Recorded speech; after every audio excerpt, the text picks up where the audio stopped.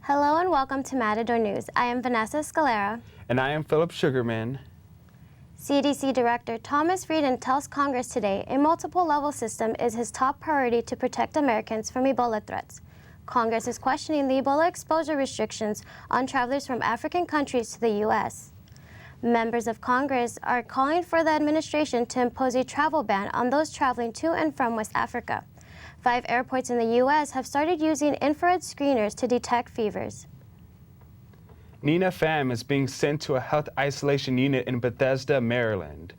She was diagnosed with the Ebola virus on Sunday. She contracted the virus while treating Thomas Eric Duncan at the Texas Health Presbyterian Hospital. Another nurse, Amber Vinson, who also contracted Ebola while treating Duncan, was transported yesterday to Emory Hospital in Atlanta. Pham is scheduled to leave for Maryland later on today. Nurse associations across the country are asking hospitals to put better procedures in place to protect nurses. Ebola evacuation experts at Phoenix Air say their employee who was helping in the evacuation of Amber Vinson was not supposed to be wearing a hazmat suit. Phoenix Air officials say the protective gear limits vision and the supervision was there to watch each person carefully. The supervisor needs to give verbal directions to make sure that no close contact protocols are violated. Vinson was flown to Emory University Hospital in Atlanta on Phoenix Air, the same company that flew Ebola survivors Kent Brantley and Nancy Ripple to Atlanta from Liberia. Schools and businesses nationwide are participating in the Great Shakeout this morning. Matador News reporter Brenda Garcia is in the newsroom with more on the event. Students here at CSUN are learning how to prepare themselves before the big one hits. Drop cover, hold on! Geology professors and their students gathered around Sierra Quad to inform people about earthquake preparedness. An earthquake was simulated for everyone to see.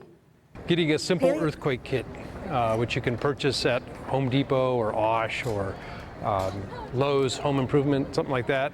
Having cash on hand, tie a pair of old shoes under your bed. The Great Shakeout earthquake drill is taking place nationwide and anyone can participate. CSUN student Alicia Dunn says safety is key. I already have my earthquake kit prepared. It was a project that I had to do for class, but I have a big Tupperware container that has duct tape, a change of clothes, gallons of water, a few food essentials, and a walkie-talkie. The Great Shakeout Festival will be here until 2 this afternoon if you want to learn how to best prepare before and during an earthquake. Back to you in the studio.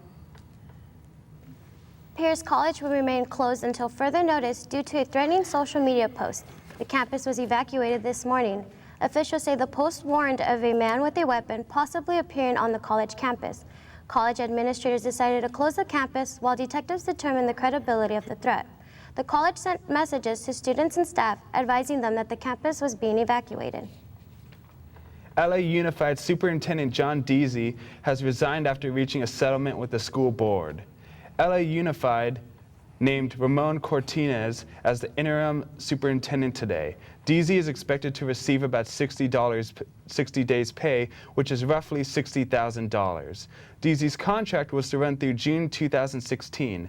During his 3.5 years in his position, Deasy oversaw a continued rise in student performance, but could not overcome poor relations with teachers, election day setbacks, and technology problems. Deasy will remain on special assignment with the district until December 31st. Hong Kong's leader has made it clear the pro-democracy protests that have blocked main roads in the city for several weeks cannot continue. Lung Wo Road has been the main protest site. The road has been the center of a turf battle between police and protesters. Protesters have been trying to rebuild barricades torn down in previous attempts to clear the way for traffic. 3-week-old protest has caused disturbances in the city, forcing cancellation and rerouting of tram and bus services. Protesters are asking to nominate candidates for the election of the city chief's executive in 2017. More than 6,000 Syrian refugees from Kobani have arrived at the Galawan camp in Iraq. After being denied refugee status in Turkey, the Syrian escapees fled to the northern Iraq province of Kurdistan. Kurdish fighters are still pushing back ISIS militants with the help of U.S. airstrikes. More than 50,000 refugees are still fleeing Kobani and expected to arrive to the camp in the coming weeks.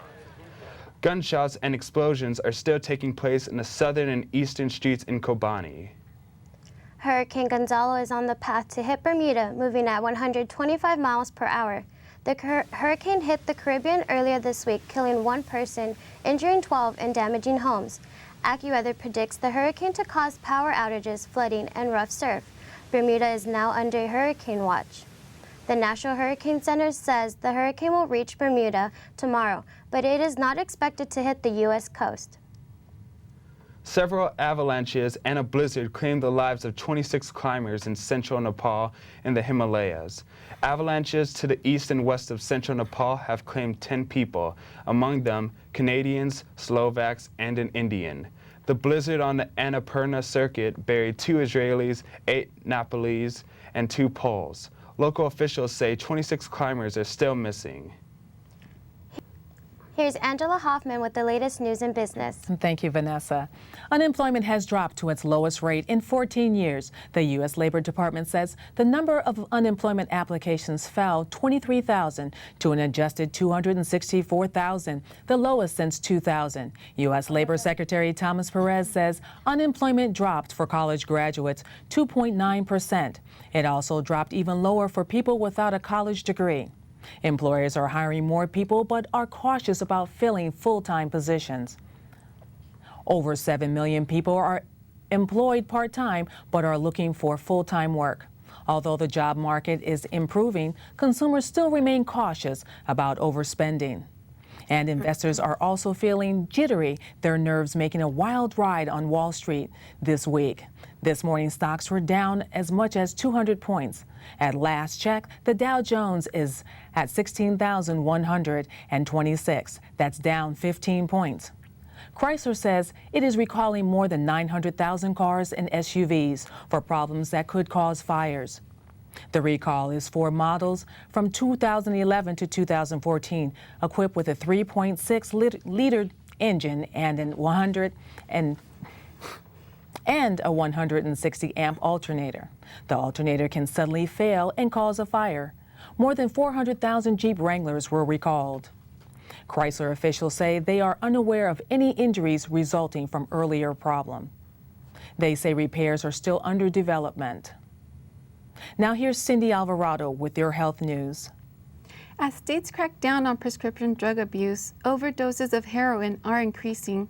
The Office of National Drug Policy says prescription drug fatalities have declined for the first time in 10 years. Deaths from prescription drugs had increased by 400% between 1999 and 2011, reflecting the number of prescriptions dispensed by the pharmacies. But as states start curbing prescription drugs, fatal heroin overdoses have increased by 35%. Experts say addicts are switching to heroin because it's cheaper and easier to obtain. A study says a new test can detect ovarian cancer more accurately. The test is designed to distinguish between benign cysts and malignant tumors. It detects how aggressive the tumors are and in what stage they're in. Researchers from the University of Louvain and Imperial College London developed the test. They say if women are diagnosed in the early stages of ovarian cancer, they have a 90% chance of surviving the next 5 years. Now let's go to Angela Hoffman for today's entertainment news. Thank you, Cyndy.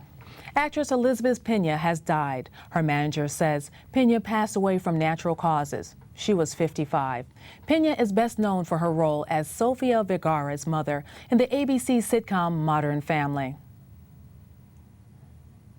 We had a blast shooting this movie, and we really, all the actors became like a real family. Pena played many roles in various movies, such as La Bamba, Rush Hour, and The Incredibles. Her latest role was in a TV drama, Matador. Pena is survived by her mother, sister, husband, and 2 children.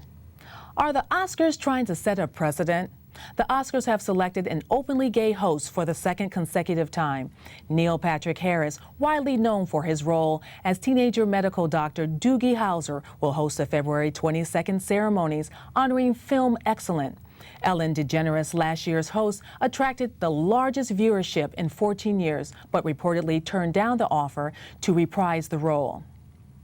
This won't be Harris's first hosting gig. He previously hosted the Tony Awards in 2014 and the Emmys in 2013. HBO has announced it will launch a standalone subscription to its streaming service, HBO Go. Many users have been expecting this to happen for a few years. Chairman Richard Plepper says the company will use all measures to go after the 80 million homes without HBO. HBO is expected to compete with the movie streaming giant Netflix. Netflix shares have already sunk more than 24% since this morning, while Time Warner shares are up 3%. The cable-less subscription for Go will launch in 2015. Let's go back to Cyndy with sports. The Kansas City Royals are advancing to the World Series for the first time since 1985. They beat the Baltimore Orioles 2-1 yesterday to win the American League pennant. Greg Holland closed out the game with his fourth save of the series. This game is their 8th consecutive win in the playoffs. In the National League, the San Francisco Giants will attempt to close out their series tonight against the St. Louis Cardinals. The Giants lead the NLCS 3-1. The winner of the series will be playing the Kansas City Royals. Hey Matadors, have you ever wanted the chance to express yourself freely? Wahid Lodin is at the Sundial to tell you more about this opportunity. Hey guys, I'm with Leslie DeLeon Tzic. She is the multimedia coordinator for EOP. She's here to tell us about a really good event that's going to happen on October 28th. It's called the EOP Free Speech Event. So why don't you go ahead and tell us a little bit about that? Sure.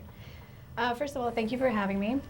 Our EOP Free Speech event is an opportunity for CSUN students, staff, and faculty to come and express their thoughts and opinions through different forms of self-expression, through speeches, through spoken word, and through art and dance.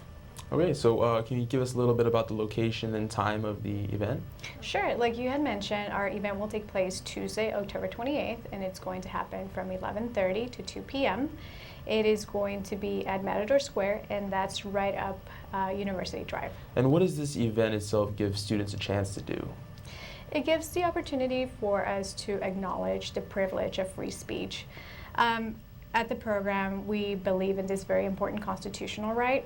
45 years ago, if a group of students, specifically African American and Mexican American students, if they wouldn't have voiced their opinions, then we probably wouldn't have a program like EOP today, or ethnic studies for that matter.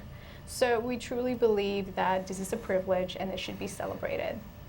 All right, Leslie, thank you so much for joining us here, and we will go back to you guys in the studio. Thank you for watching Matador News. I am Vanessa Escalera. And I'm Phillip Sugarman. Have a great day, Matadors.